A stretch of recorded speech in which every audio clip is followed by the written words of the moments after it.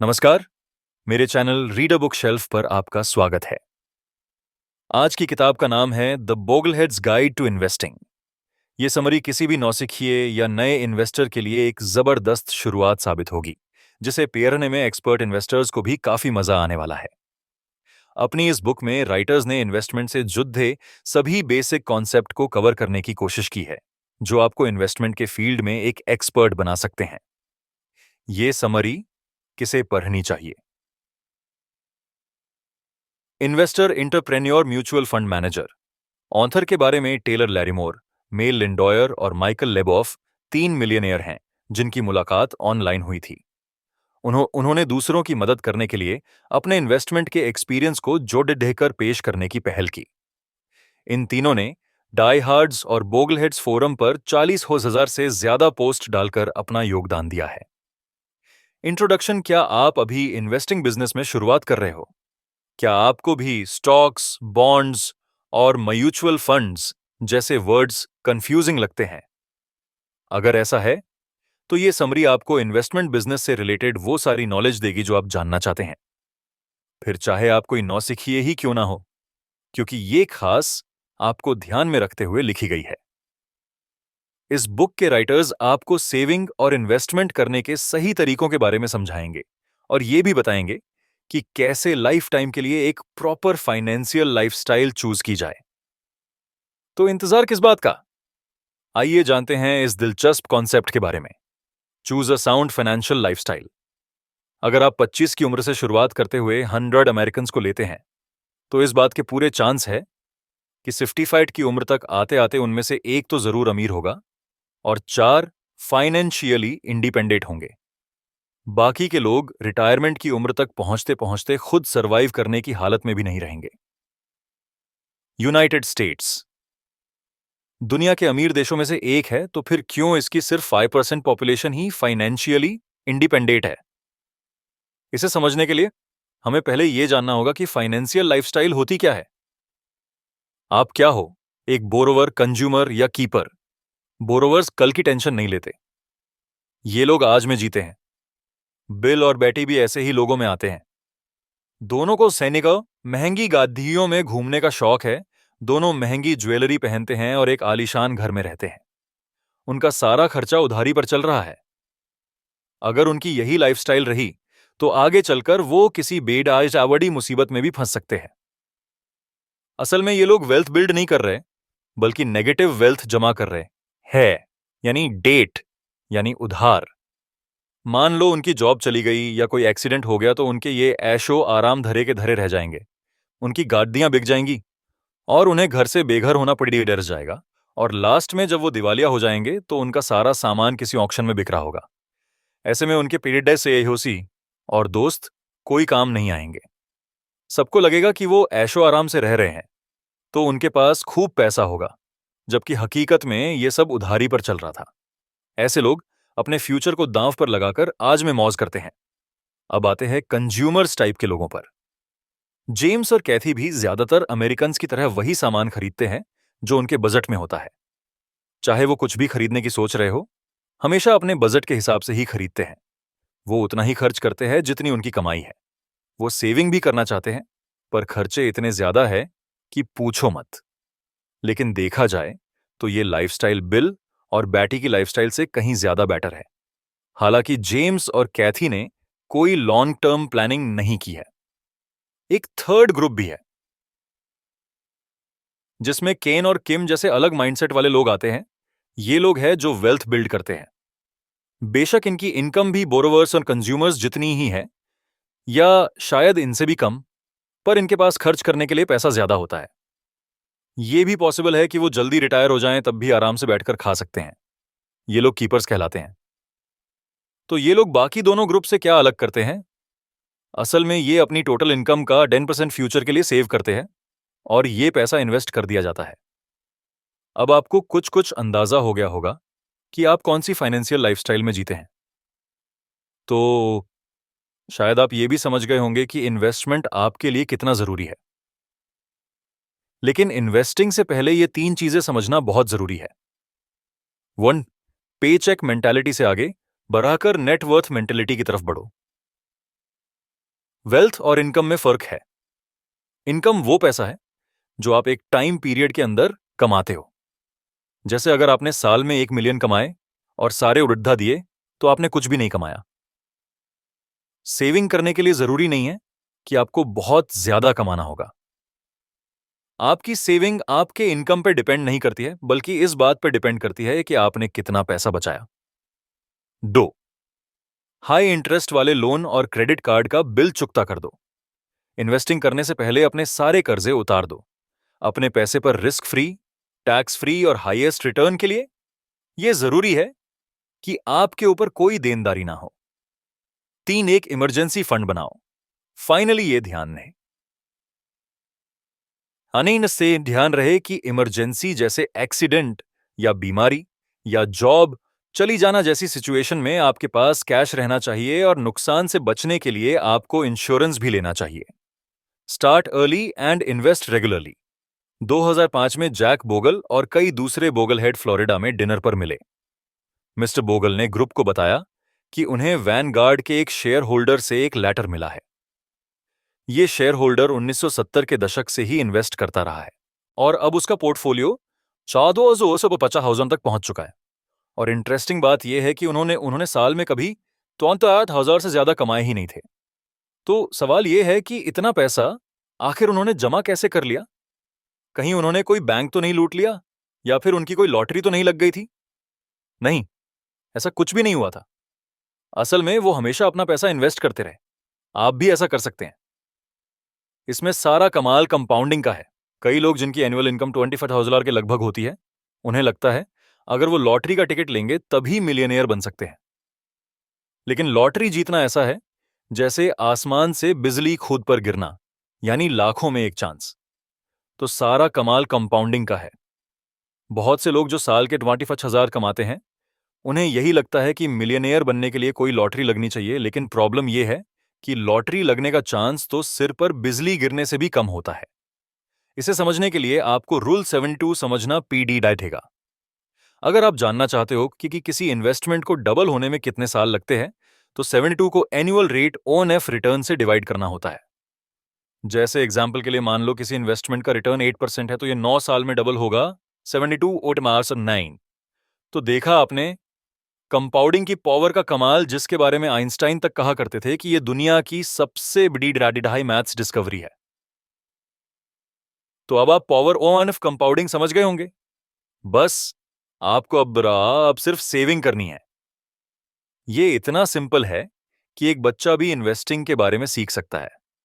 Simple secret है कि अपनी कमाई से ज्यादा खर्च मत करो। अपनी इनकम का कम से कम 10% तो जरूर सेव करो। अपने खर्चे कम करने के कई तरीके हैं। जैसे आप सेकंड हैंड सामान ले सकते हैं, कार के बजाय साइकिल यूज करो, रेस्टोरेंट में खाना पीना कम करो। यानी जितना हो सके सेव करो। किसी ऐसी सिटी में चले जाओ जहां कॉस्ट ऑफ लिविंग कम पड़ती हो, या फिर अपने एरिया के किसी कम बजट वाली जगह शिफ्ट हो जाओ, या ऐसी कंट्री में जाकर रहो जहां कॉस्ट ऑफ लिविंग कम हो। पैसे बचाने की हर संभव कोशिश करो। Know what you are buying, part 1 and part 2। Investing से पहले आपको अलग अलग टाइप में इन्वेस्टमेंट प्लान और ऑन ऑप्शंस के बारे में मालूम होना चाहिए, जैसे stocks, bonds, treasury issues, mutual fund और एनुइटी। स्टॉक किसी कंपनी के अंडर आते हैं। जब कोई कंपनी स्टॉक्स इश्यू करती है, तो यानी वो अपने बिजनेस का एक छोटा सा हिस्सा उन लोगों को दे रही है जो उनके स्टॉक्स लेते हैं। एक बार इनिशियल स्टॉक ऑफरिंग कंप्लीट हो जाए तो स्टॉक खरीदे और बेचे जा सकते हैं। ये सेल स्टॉक ब्रोकर्स के जरिए होती है, जो सर्विस के बदले फीस चार्ज करते हैं और इन शेयर्स की वैल्यू में बदलाव होते रहते हैं। जब आप बॉन्ड्स लेते हो तो उसका मतलब है कि आप बॉन्ड इश्यू करने वाले या कंपनी को एक अमाउंट उधार दे रहे हो। बदले में कंपनी आपको एक टाइम के बाद आपका पैसा इंटरेस्ट के साथ रिटर्न करती है। शॉर्ट में बोले तो बॉन्ड का मतलब है आपको अपने पैसे पर टाइम टाइम पर मिलने वाला इंटरेस्ट। ये बॉन्ड्स गवर्नमेंट एजेंसी, कॉरपोरेशन या यूज और टेस ट्रेजरी इश्यू करती है। ट्रेजरी बॉन्ड्स सबसे सेफ माने जाते हैं क्योंकि ये यूज जो और इस गवर्नमेंट के क्रेडिट पर चलते हैं। म्यूचुअल फंड्स को हम स्टॉक्स, बॉन्ड्स और बाकी दूसरे इन्वेस्टमेंट का कलेक्शन बोल सकते हैं। कई इन्वेस्टर सिक्योरिटी के लिए भी पैसे जमा करते हैं। म्यूचुअल फंड मैनेजमेंट स्टाइल दो टाइप की होती है, एक्टिव मैनेजमेंट और इंडेक्सिंग। इंडेक्सिंग में फंड किसी बेंचमार्क के हिसाब से रिजल्ट दिखाती है, जैसे S&P 500। ये स्टॉक मार्केट की 500 बड़ी ही कंपनियों का परफॉर्मेंस ट्रैक करती है। वहीं दूसरी तरफ एक्टिव मैनेजर्स उन बॉन्ड्स और स्टॉक्स को सिलेक्ट करते हैं जी, जो उन्हें लगता है कि बेंचमार्क को आउट परफॉर्म कर जाएंगे।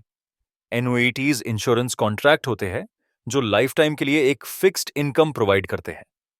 ऐसे कई ऑनलाइन सोर्सेज अवेलेबल है जहां आपको ये सारी इंफॉर्मेशन डिटेल में मिलेंगी और आप उन्हें पीआरच कर और भी बेटर तरीके से समझ पाएंगे। Preserve your buying power with inflation protected bonds. Much do you need to save. Inflation एक चोर की तरह है जो रात के अंधेरे में हमारा सामान लूटकर चला जाता है, लेकिन चोरी होने के बाद हमें पता चलता है कि हमारा क्या क्या कीमती सामान चोरी हुआ है। लेकिन इन्फ्लेशन एक ऐसी चीज भी चुरा लेता है जो हमें नजर नहीं आती, यानी हमारी फ्यूचर में क्या खरीदने की पावर, यानी परचेसिंग पावर। अगर हम $1,000 से स्टार्ट करते हैं तो 10 साल बाद हमारे पास सेम अमाउंट होगा। अब कई लोग कहेंगे कि हमने कुछ नहीं खोया है, लेकिन हम ये भूल जाते हैं कि जो चीजें हम 2000 में आज से 10 साल पहले खरीद सकते थे वो आज नहीं खरीद सकते। इसलिए परचेजिंग पावर इंपॉर्टेंट है। आज 1 रुपये में शायद मुश्किल से ही कोई चीज आती होगी, पर यही बात आप अपने दादी से पूछिए तो वो बताएंगे कि वो 1 रुपये में क्या क्या खरीद लेते थे। यही है इन्फ्लेशन का कारनामा। तो अब जबकि आपने सेविंग और इन्वेस्ट करने का फैसला ले ही लिया है, तो सवाल यह है कि आपको कितनी सेविंग करनी चाहिए। इसमें कुछ फैक्टर्स को ध्यान में रखते हुए आप सही अमाउंट डिसाइड कर पाएंगे जो आपको फ्यूचर के लिए सेव करना चाहिए। 8, जितना अमाउंट हम सेव करते हैं। 2, हमारी करंट उम्र, ताकि हम डिसाइड कर सके कि कितनी सेविंग करना ठीक होगा। 3, हमारे रिटायरमेंट एज की प्लानिंग। आज अपने रिटायरमेंट अकाउंट पर हम कितने साल गुजारा कर सकते हैं। 5, रेट OAF इन्फ्लेशन। हमारी रिटायरमेंट की उम्र डिपेंड करती है कि कब हमारे पास इतना पैसा होगा कि हम रिटायरमेंट प्लान कर सके। साथ ही आपको किसी खानदानी पैसे के भरोसे नहीं बैठना चाहिए। आप अपने पेरेंट्स के हेल्दी और फिट रहते हुए भी रिटायर हो सकते हैं। इसीलिए जायदाद में मिलने वाला पैसा आपके प्लान में नहीं होना चाहिए। ये सारे फैक्टर्स ध्यान में रखते हुए आपको फैसला लेना है कि कितना पैसा सेव करना ठीक होगा। Keep it simple, make index funds the core और ऑल ऑफ योर पोर्टफोलियो। बहुत से लोग इस बात को मानेंगे नहीं, पर ज्यादातर stock broker, mutual fund manager अपना पैसा नहीं कमाते बल्कि अपने क्लाइंट के खर्चे पर कमाते हैं। लेकिन अगर आप खुद अपना पैसा इन्वेस्ट करेंगे तो 70% चांस है कि आप मार्केट को आउट परफॉर्म कर पाएंगे, यानी मार्केट को बीट कर पाएंगे। ऐसा इसीलिए क्योंकि आपको ब्रोकर या म्यूचुअल फंड मैनेजर को किसी फीस के रूप में पैसा नहीं देना PDD रहेगा। आमतौर पर कुछ ऐसे प्रिंसिपल हैं जिन्हें लोग लाइफ में फॉलो करते हैं। जैसे एग्जाम्पल के लिए, और लाइफ में कभी कॉम्प्रोमाइज मत करो बल्कि बेस्ट अचीव करने की कोशिश करो। अपने दिल की सुनो। 3, अगर आपको नहीं पता तो एक्सपर्ट की राय लो। 4, अगर कोई क्राइसिस आए तुरंत एक्शन लो। 5, हिस्ट्री खुद को रिपीट करती है बदकिस्मती से। इन प्रिंसिपल्स को इन्वेस्टिंग के फील्ड में अप्लाई करने से आपका दिवालिया निकल सकता है। एक इन्वेस्टर होने के नाते अगर आपको एवरेज से थोड़ा ज्यादा रिटर्न चाहिए तो आप थोड़ा कॉम्प्रोमाइज यानी समझौता कर सकते हैं। इन्वेस्टिंग के फील्ड में अपने दिल की सुनने के बजाय किसी एक्सपर्ट की राय लेना बेहतर होगा, लेकिन इससे थोड़ा कम रिटर्न मिलेगा क्योंकि आपको एक्सपर्ट की फीस भी देनी पड़ी बढ़ेगी। ये जरूरी नहीं है कि हर मार्केट क्राइसिस के टाइम एक्शन लिया जाए। जो मार्केट में कल हुआ था जरूरी नहीं है कि कल भी वही रिपीट होगा। इंडेक्स इन्वेस्टमेंट में ज्यादा नॉलेज की जरूरत नहीं पड़ती, ना ही किसी स्किल या एफर्ट की। बस वही करते रहो जो आप कर रहे हो और आपका पैसा कंपाउंड होता रहेगा। एक्सपर्ट की राय का इंतजार मत करो। इंडेक्स फंड्स में पैसा इन्वेस्ट करो और भूल जाओ। इंडेक्स फंड किसी मार्केट सेगमेंट को रेप्लिकेट करने की कोशिश करेगा और मैनेजमेंट फी ना के बराबर होगी। इंडेक्स में पैसा इन्वेस्ट करने का सबसे बढ़िया फायदा है कि इसमें आपको किसी ब्रोकर की जरूरत नहीं पड़ेगी जो आपसे पैसा चार्ज करे। ना ही आपको अपना पोर्टफोलियो मॉनिटर करने के लिए कोई मैनेजर हायर करना होगा। Asset allocation, the cornerstone of successful investing. Asset allocation एक प्रोसेस है जहां आप रिस्क का खतरा कम करने के लिए अपने इन्वेस्टमेंट को अलग अलग एसेट क्लास में डिवाइड कर लेते हैं। जैसे हम सारे अंडे एक बास्केट में ना रखकर अलग अलग बास्केट में रखकर उन्हें फूटने से बचा सकते हैं, ऐसे ही ये प्रोसेस भी काम करता है। अगर एक बास्केट टूट भी गया तो बाकी बास्केट के अंडे तो बचे रहेंगे। लेकिन हम ये कैसे कर सकते हैं? इसकी शुरुआत हम खुद से नीचे दिए गए कुछ इंपॉर्टेंट सवाल पूछकर कर सकते हैं। 8, हमें कौन सी इन्वेस्टमेंट सिलेक्ट करनी चाहिए? 2, हर इन्वेस्टमेंट को हमें कितना परसेंट देना चाहिए? इन दो सवालों के जवाब में कई थ्योरी निकलकर सामने आती है। इनमें से एक है इफेक्टिव मार्केट थ्योरी। 1900 में एक यंग फ्रेंच मैथमेटिशियन लुई बेकेलियर ने अपनी PhD थीसिस लिखी जो EMT थ्योरी की शुरुआत मानी जाती है। ये थ्योरी कहती है कि मार्केट को बीट करना इम्पॉसिबल है क्योंकि मौजूदा शेयर प्राइस में पहले से ही सभी जरूरी इंफॉर्मेशन शामिल है। इस थ्योरी के 20 साल बाद एक स्टूडेंट एल्फ्रेड कावेल्स का काफी नाम होने लगा था। उन्होंने और एक 500 फाइनेंशियल सर्विसेज के स्टॉक प्रेडिक्शन को रिव्यू किया और उन्हें एक्चुअल स्टॉक परफॉर्मेंस से कंपेयर किया। इस पर उन्होंने ओस्वानी ने एक आर्टिकल भी लिखा और ये नतीजा सामने रखा कि फाइनेंशियल सर्विसेज मार्केट को पूरी तरह कभी भी प्रेडिक्ट नहीं कर सकती है। 1973 में एक प्रिंसटन प्रोफेसर बर्टन मैल्कील ने भी सेम कंक्लूजन निकाला। उन्होंने एक बुक तक पब्लिश कराई थी जिसका नाम था random walk down wall street, जो कि आज एक क्लासिक बन चुका है। EMT के बारे में हम कह सकते हैं कि किसी भी हाल में मार्केट को प्रेडिक्ट नहीं किया जा सकता है। इन दो सवालों का जवाब एक दूसरी थ्योरी में है जिसे मॉडर्न पोर्टफोलियो थ्योरी कहते हैं। ये थ्योरी असल में हैरी मार्कोविट्स ने इजाद की थी। हैरी ने रिस्क के इंपॉर्टेंस और रिटर्न के साथ उसके रिलेशनशिप को समझा। जैसे एग्जाम्पल के लिए दो इन्वेस्टमेंट का सेम एक्सपेक्टेड रिटर्न है। इन्वेस्टमेंट ए बिना किसी गिरावट के धीरे धीरे बेअरच रही है, वहीं इन्वेस्टमेंट बी एकदम से ऊपर नीचे होते हुए फाइनली सेम रिटर्न पर पहुंच जाती है। तो आप इनमें से कौन सा इन्वेस्टमेंट चूज करोगे? बेशक आपका जवाब होना चाहिए इन्वेस्टमेंट ए। इस कॉन्सेप्ट को रिस्क एवर्जन कहते हैं। अब जबकि हमें ये थ्योरीज मालूम है तो चलिए हम आपसे ये 4 सवाल पूछते हैं। 1, आपके गोल्स क्या है? 2, आपका टाइम फ्रेम क्या है? 3, आप कितना रिस्क उठा सकते हैं? 4, आपकी फाइनेंशियल सिचुएशन क्या है? आप किसके लिए पैसा बचा रहे हैं? अपने बच्चों की एजुकेशन के लिए या रिटायरमेंट इनकम के लिए या अपना पहला घर खरीदने के लिए? ये सवाल बेहद जरूरी है क्योंकि तभी आप डिसाइड कर पाएंगे कि आपको एग्जैक्टली कितना पैसा सेव करना है। स्टॉक्स शॉर्ट टाइम फ्रेम के लिए ठीक नहीं होते हैं। जैसे मान लो आप बच्चों की एजुकेशन के लिए पैसा बचा रहे हो, तो आपको अगर 3 साल में पैसे की जरूरत पूरी डीएच गई तो आपको जरूरत के मुताबिक रिटर्न नहीं मिल पाएगा। ये जानना भी जरूरी है कि आप किस हद तक रिस्क ले सकते हो, इसीलिए इन्वेस्टमेंट तभी करना जब आपकी नुकसान झेलने की हिम्मत हो। आपकी फाइनेंशियल सिचुएशन भी एक जरूरी फैक्टर है क्योंकि इसका सीधा असर इस बात पे पीडीडी ढेगा कि आप किस टाइप की सिक्योरिटी सिलेक्ट करते हो। जैसे एग्जाम्पल के लिए जिस जिस इंसान के पास पेंशन स्कीम है और फ्यूचर इनकम भी है, तो उसे रिटायरमेंट सेविंग के लिए उतना सेव करने की जरूरत नहीं पड़ेगी जितना कि उसे जिसके पास ना फ्यूचर इनकम है ना pension. Costs matter, keep them low taxes. Part 1 mutual fund taxation. लोग सोचते हैं कि जितना ज्यादा वो किसी चीज के लिए पे करेंगे उतना ज्यादा वो चीज उन्हें मिलेगी, लेकिन म्यूचुअल फंड्स के मामले में ये बात गलत साबित होती है। हर डॉलर जो हम कमीशन के लिए खर्च करते हैं उसके मुकाबले हमें रिटर्न में $1 कम मिलता है। तो इन्वेस्टमेंट कॉस्ट जितना हो सके कम से कम होना चाहिए। म्यूचुअल फंड में 3 तरह के चार्ज होते हैं: परचेस पर sales charge, deferred sales charge और no load mutual funds. Sales charge on an purchase को फ्रंट एंड कमीशन भी कहते हैं। बेडगे इन्वेस्टर्स के लिए ये कम भी हो सकती है। इसका नुकसान ये है कि इसमें जितना आपने इन्वेस्ट किया है वो अमाउंट कम हो जाता है।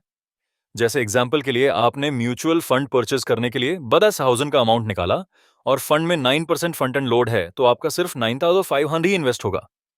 बाद में आप न्यूज़पेपर में देखोगे कि आपको 10% रिटर्न मिला, तो आपको लगेगा कि आपने पिछले साल 8,000 कमाए। लेकिन क्या सच में ऐसा हुआ? नहीं, आपने सिर्फ 950 ही कमाए। डिफर्ड सेल्स चार्ज को बैक एंड लॉड भी बोलते हैं। यहां टोटल अमाउंट जो पे किया गया वो डिपेंड करता है कि इन्वेस्टर कब तक अपने शेयर को होल्ड करके रखेगा। अगर इन्वेस्टर लॉन्ग टाइम तक भी शेयर होल्ड करता है तो इसमें प्रैक्टिकली देखे तो कोई चार्ज नहीं है।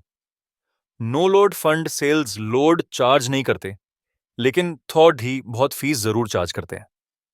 इसमें purchase fees, exchange fees, account fees और मैनेजमेंट फीस शामिल होती है। अब जबकि हमें पता है कि म्यूचुअल फंड वो पैसा ले लेते हैं जो हम इन्वेस्ट कर सकते हैं, तो क्यों ना हम इंडेक्स फंड में इन्वेस्ट करें। कॉस्ट कम से कम रखें, क्योंकि कॉस्ट मैटर करती है। लेकिन सबसे ज्यादा कॉस्टली जो पीडीडीडीए असेडी एचता है वो है टैक्स। मान लो एक टैक्स देने वाला आदमी जिसने 1963 में $1 इन्वेस्ट किया था, 30 साल बाद उसके टैक्स डिफर्ड अकाउंट में 2187 होंगे। लेकिन वही टैक्स पेयर अगर एक टैक्सेबल अकाउंट में इन्वेस्ट करता तो उसे सिर्फ 9 डेज ऐसा सवर मिलेंगे। देखा आपने कितना फर्क है? आधे से भी ज्यादा। ऐसी कई टेक्निक है जिससे आप टैक्स कम कर सकते हैं।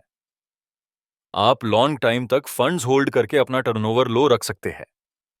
बार बार सेल और परचेज करने से आपको ज्यादा टैक्स पे करना पीढ़ी रहेगा। कोई भी शॉर्ट टर्म फायदा अवॉइड करना चाहिए, क्योंकि उन पर लॉन्ग टर्म गेन से डबल टैक्स लगता है। Diversification, performance chasing and market timing are hazardous to your wealth. आपने वो पुरानी कहावत तो सुनी होगी, सारे अंडों को एक बास्केट में मत रखो। तो यही चीज इन्वेस्टिंग पर भी अप्लाई होती है। अपना सारा पैसा एक ही स्टॉक या कंपनी में कभी मत लगाना, इसमें बैंकरप्ट होने के चांस ज्यादा है। सबसे बेस्ट यही होगा कि आप अपने पोर्टफोलियो को डाइवर्सिफाई करें। कई बार कोई कंपनी बहुत प्रॉमिसिंग लगती है, लेकिन ज्यादा लालच में मत पेबा से डिडेर डीना, और हमेशा डाइवर्सिफाई करने की कोशिश करना। और ज्यादा डाइवर्सिफिकेशन के लिए सिर्फ स्टॉक में इन्वेस्ट ना करें, बल्कि बॉन्ड्स और म्यूचुअल फंड्स में भी पैसा लगाए। एक और चीज जो आपको ध्यान रखनी है कि फ्यूचर परफॉर्मेंस कभी पास्ट के बेसिस पर डिसाइड मत करना, क्योंकि कौन सा फंड अच्छा करेगा ये कोई नहीं बता सकता। अगर कोई प्रेडिक्ट करता भी है तो ये नहीं बताएगा कि कोई फंड इतने सालों के बाद अच्छा परफॉर्म कर रहा है। जो पोर्टफोलियो है आज टॉप पर है, 5 साल बाद शायद ना रहे। इन्वेस्टमेंट के फील्ड में लगातार अच्छा करने की कोई गारंटी नहीं है। 1970 में दशक में 44 वॉल स्ट्रीट फंड अमेरिका का टॉप परफॉर्मिंग फंड माना जाता था। हजारों इन्वेस्टर इस फंड में पैसे इन्वेस्ट करने के लिए लाइन लगाए खड़ी ढे रहते थे। बदकिस्मती से 1980 आते आते यही फंड सबसे खराब परफॉर्म करने वाला फंड बन गया था। कई फाइनेंशियल टीवी शोज ऐसे एड बारहा चढ़ाकर दिखाते हैं जो मार्केट को आउट परफॉर्म करने का दावा करते हैं, और कई लोग उन दावों को सच मान बैठते हैं और एक्सपर्ट एडवाइस पर आंख मूंद कर भरोसा कर लेते हैं। लेकिन जो चीज इतनी प्रोफेशनल और कन्विंसिंग लगती थी, वही एंड में सिवाय एक मार्केटिंग स्ट्रेटेजी के अलावा और कुछ नहीं निकलती। स्मार्ट मनी मैगजीन ने एक बार दो पोर्टफोलियो मैनेजर के बीच एक कॉन्टेस्ट निकाला था, रॉन बैरन और रॉबर्ट मार्कमैन के बीच। ये कॉन्टेस्ट 1 साल तक चला।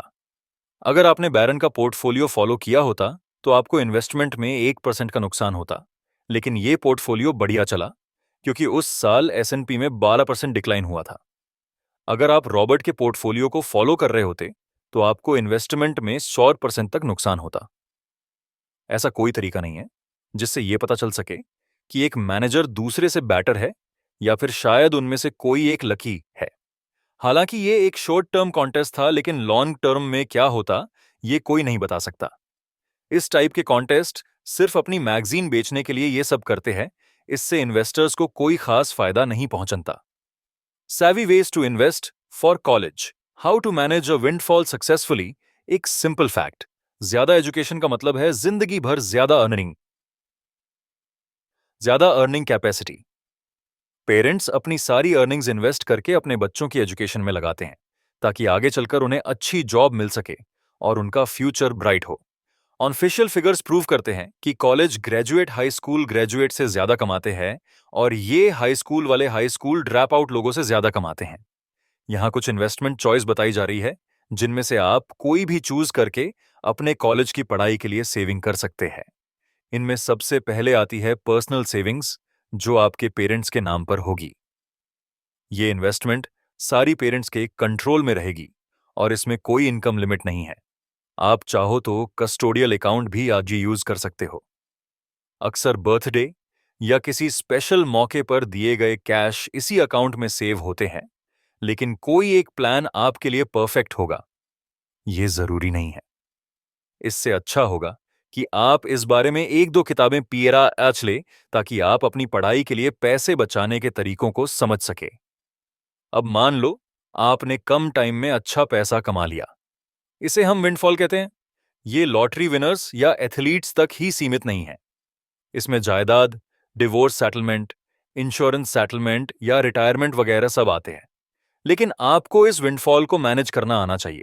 विंडफॉल के साथ इमोशन भी जुड़े होते हैं, जैसे खुशी या डिप्रेशन। जैसे लॉटरी विनर बहुत ज्यादा खुश या अनवर्थी या निकम्मा फील कर सकता है। किसी ने अगर अपना बिजनेस बेचा हो तो वो अब रिलैक्स्ड फील करेगा, या किसी को ऐसा लग सकता है कि उसकी लाइफ का कोई गोल नहीं है। कोई डिवोर्स सेटलमेंट के बाद एक नई जिंदगी के सपने देखेगा, या हो सकता है उसे गहरा सदमा पहुंचे। अपने सारे इमोशंस के बावजूद हमें विंडफॉल को मैनेज करना आना चाहिए, और ऐसा करने के 4 तरीके हैं। 8, अपना पैसा एक सेफ अकाउंट में सेफ रखे और कम से कम 6 महीनों के लिए इस पैसे को हाथ ना लगाए। 2, एक एस्टिमेट बना लो कि इस पैसे से क्या क्या खरीदा जा सकता है। 3, एक विश लिस्ट बनाओ। 4, प्रोफेशनल हेल्प लो। आपको अपना पैसा कम से कम 6 महीनों तक रखने की सलाह क्यों दी जा रही है? क्योंकि इस समय के दौरान आपके इमोशन आपको अफेक्ट कर सकते हैं, और इमोशन में आकर डिसीजन लेना कोई समझदारी नहीं होगी। जो इमोशंस हमारे मन में अचानक से उमड़ते हैं, अक्सर 6 महीने के अंदर अंदर खुद चले जाते हैं। काफी बुढ़ा कैश अमाउंट भी ऐसा भ्रम क्रिएट करता है जैसे आपके पास बहुत सारी दौलत जमा हो गई,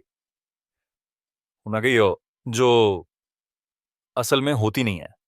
इसलिए बेटर यही होगा कि एक एस्टिमेट लिया जाए कि पैसे से हम वाकई में क्या क्या खरीद सकते हैं, और ये करने के बाद आप एक विश लिस्ट बनाएं और सोचे कि अब लाइफ में आपको क्या करना है। आपको ये सोचना होगा कि क्या आप जॉब छोड़ दहाना चाहते हो या फिर आप कहां रहना चाहते हो। इन सवालों के जवाब के हिसाब से आपकी विश लिस्ट बनेगी। फाइनली, जब तक कि आप इन सब मामलों के जानकार नहीं बन जाते, किसी प्रोफेशनल की हेल्प लेते रहे। इसमें एक सर्टिफाइड पब्लिक अकाउंटेंट आपकी हेल्प कर सकता है। Do you need an advisor? Track your progress and rebalance when necessary. कई साल पहले एक ब्रोकर ने अपने फ्रेंड्स को बताया कि जिस ब्रोकेज में वो काम करता था, वहां एक कहावत मशहूर थी, जब कोई इन्वेस्टमेंट खरीदता या बेचता है तो ब्रोकर की कमाई होती है, ब्रोकेज हाउस की भी कमाई होती है, और 3 में से 2 बुरा नहीं है। ब्रोकेज हाउस का मेन मकसद है पैसा कमाना, जिसके लिए वो अपने क्लाइंट्स को आए दिन बेचने और खरीदने के लिए एनकरेज करता रहता है। तो आपको क्या लगता है, ब्रोकर के जरिए आपको क्या फायदा होगा? ठीक वैसे ही जैसे किसी लोमड़ी को मुर्गियों की रखवाली करने को कहा जाए। तो अब आपको क्या करना है, हम बताते हैं। आप एक डू इट योरसेल्फ DIY यानी अपने आप करें इन्वेस्टर बन जाइए। फाइनेंशियल कंसल्टेंट, फाइनेंशियल प्लानर या इन्वेस्टमेंट कंसल्टेंट लिखे बिजनेस कार्ड के साथ कोई भी अच्छा बिजनेस चला सकता है। इस काम में स्पेशल एजुकेशन की जरूरत नहीं पड़ती, ना किसी एक्सपीरियंस की, ना टेस्टिंग की, ना ही सर्टिफिकेशन की। फिर भी लोग खुद से ज्यादा इन पर भरोसा करते हैं। चाहे आप प्रोफेशनल हेल्प क्यों ना ले ले, तो भी आपको एक एजुकेटेड कंज्यूमर तो बनना ही पीढ़ी ढीढ़ेगा। एक DIY इन्वेस्टर के तौर पर आपको अपना पोर्टफोलियो बैलेंस करते रहना चाहिए। अपने पोर्टफोलियो में बदलाव करने के लिए आपको मार्केट और आपके जीवन को इफेक्ट करने वाले अलग अलग फैक्टर को चेक करना होगा। ये रिस्क कंट्रोल करता है और हमें हाई सेल और लो बाय के लिए फोर्स करता है। ऐसे कुछ सॉफ्टवेयर प्रोग्राम भी है जो आपको अपना पोर्टफोलियो रीबैलेंस करने में हेल्प कर सकते हैं, जैसे क्विकन और MS money. Tune out the noise, mastering your investments means mastering your emotions, making your money last longer than you do. 1980 में बहुत कम अमेरिकन्स ऐसे थे जिन्होंने स्टॉक्स वगैरह ले रखे थे, लेकिन आज आधे से ज्यादा अमेरिकन्स के पास मार्केटेबल सिक्योरिटीज है। ये नया इन्वेस्टर क्लास इन्वेस्टमेंट के फील्ड को लेकर काफी पैशनेट है। इसकी वजह से ही इन्वेस्टमेंट मीडिया आउटलेट में भी काफी उछाल आया है, लेकिन इन सारी एजेंसीज की फॉरकास्टिंग रिपोर्ट सरासर झूठ होती है। बेशक ये हमें कुछ excellent source on F information भी प्रोवाइड करते हैं, जो हम बुक्स, न्यूज़पेपर, टेलीविजन में देख सकते हैं, लेकिन इन्वेस्टमेंट की एडवाइस देने वाले कई बुरे सोर्सेज भी आपको मिल जाएंगे। बुक्स पर अक्सर जल्दी भरोसा कर लिया जाता है। हर कोई इन बुक्स को पेरता है और उनमें लिखी बातों पर भरोसा करता है, लेकिन पब्लिशर्स का मेन गोल ज्यादा से ज्यादा बुक्स बेचना है। उन्हें सच झूठ से कोई मतलब नहीं होता। ऐसा जरूरी नहीं है कि अगर कोई बुक नेशनल बेस्ट सेलर है तो वो इन्वेस्टमेंट की बेस्ट बुक होगी। अब आपके पास एक अच्छा पोर्टफोलियो है, तो कुछ सवाल मन में उठते हैं कि आपको हर साल कितना पैसा खर्च करना चाहिए कि आपके पास पैसे की शॉर्टेज ना हो। तो जवाब नीचे दिए इन फैक्टर्स पर डिपेंड करता है। आपके पोर्टफोलियो की करंट वैल्यू, आपकी डेथ की डेट हेल्थ केयर कॉस्ट, आपकी पेंशन या हेल्थ केयर कवरेज में अनएक्सपेक्टेड बदलाव। ये सारा डेटा कलेक्ट करने के बाद कोई ऑनलाइन फाइनेंशियल प्रोग्राम यूज करो। प्रोग्राम की हेल्प से आपको पता चल जाएगा कि आपको एनुअली कितना अमाउंट सेव करना है, ताकि आपको पैसे की कभी शॉर्टेज ना हो। जाहिर है, आपको फिजूल खर्ची में सारा पैसा नहीं उड़ाना है, लेकिन इतनी कंजूसी भी नहीं करनी है जैसा कि बहुत सारे लोग करते हैं, क्योंकि उनके मन में डर बैठा जाता है कि कहीं उनका सारा पैसा खत्म ना हो जाए। ज्यादातर कंजूस लोग मन मारकर जीते हैं। पैसा होते हुए भी ये पैसे का सुख नहीं ले पाते। ऐसे ही एक कंजूस का एग्जाम्पल है जेकब लीडर। पैसा होते हुए भी वो पुरानी खटारा कार में घूमता है और एक छोटे से घर में रहता है। उसके बच्चे नहीं हैं, उसके घर में केबल टीवी कनेक्शन नहीं है। वो सारा दिन अपनी गर्लफ्रेंड के घर में पिडील डीहा रहता है। उसी के फोन से अपने ब्रोकर को फोन करता है। दोनों कभी बाहर खाने नहीं जाते, अगर जाते भी है तो किसी सस्ते से रेस्टोरेंट में। महीने सेवले में लीडर की मौत हो गई। वो अपने पीछे 40 मिलियन की जायदाद छोड़ द गया था। ये जानकर उसकी गर्लफ्रेंड भी हैरान रह गई कि उसके पास इतना पैसा है। Protect your assets by being well insured, passing it on when you pass on, you can do it. Life हमेशा एक जैसी नहीं रहती। टेंशन और प्रॉब्लम भी लाइफ का हिस्सा हैं। लाइफ में कभी भी कुछ भी हो सकता है, जैसे कि एक्सीडेंट, डिवोर्स या कोई बीटी रहे बड़ा फाइनेंशियल नुकसान। इसीलिए हमें इन चीजों को ध्यान में रखते हुए पहले से तैयार रहना चाहिए। नीचे ऐसी ही कुछ इंपॉर्टेंट पॉलिसी दी गई है जो हर इंसान को लेनी चाहिए। Want life insurance. 2. Health care. 3. Disability insurance. 4. Property insurance. 5. घर के बुजुर्गों के लिए लॉन्ग टर्म केयर। लाइफ में कब क्या हो जाए कोई कह नहीं सकता, और लोग अक्सर ये बात भूल जाते हैं। जब वो इंश्योरेंस लेने जाते हैं तो जरूरी चीजों के बजाय बेकार की चीजों का इंश्योरेंस ले बैठते हैं। एक कॉमन गलती लोग ये करते हैं कि कार या टीवी की एक्सटेंडेड वारंटी लेना उन्हें याद रहता है, पर वो हेल्थ केयर के बारे में कुछ करते ही नहीं। इसी तरह हम कई और बेकार की चीजों का इंश्योरेंस ले लेते हैं, जबकि इंपोर्टेड चीजें भूल जाते हैं। इसलिए समझदारी इसी में है कि हम उन चीजों का इंश्योरेंस ले जिनके नुकसान की भरपाई हम अपनी पॉकेट से नहीं कर सकते।